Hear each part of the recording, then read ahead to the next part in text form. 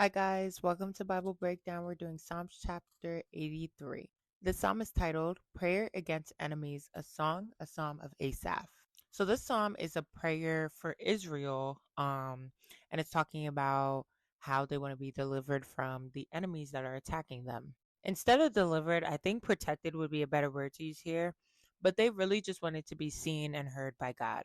So for verses 1 to 4, I wrote that it's an urgent request to God to protect them from the enemies that are plotting against them. In verses 1 and 2, it says, God, do not keep silent.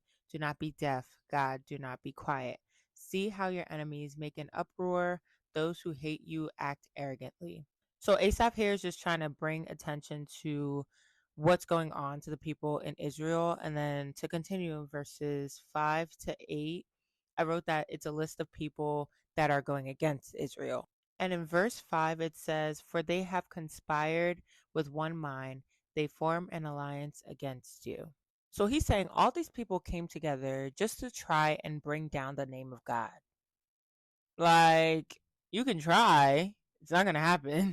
And then following that in verses 9 to 12, it talks about another instance where God basically put people in their place. And for that, I wrote that it reminds me of when people say, if he did it before, he can do it again, just like Ty Tribbett's song.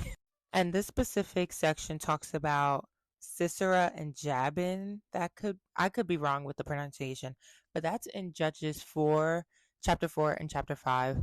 I personally haven't read it, so I don't really know that much, but I know that God's deliverance defeated Sisera, I believe, from what I saw briefly.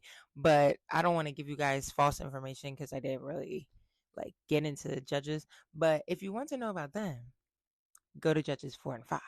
Yeah, sorry about that. I'm just being honest. I really don't know much about that story, but maybe in the future I will be a little more prepared. Sorry about that. But then to end the chapter for verses 13 to 18, I wrote that these nations are looking for justice and knows that God will provide for them, and that will show the unbelievers that He is the Most High. So verses 15 and 16 say, So pursue them in your tempest and terrify them with your storm. Cover their faces with shame so that they will seek your name, Lord. So I feel like in the process of this protection, it will end up giving God his glory. And it will also show the unbelievers like who's boss, because like who are you to not believe in God and to try and bring shame to his name? Crazy. But that is all I have for you guys. That is the end of chapter 83. I will see you guys tomorrow for chapter 84. I love y'all. God loves y'all more. Have a great night.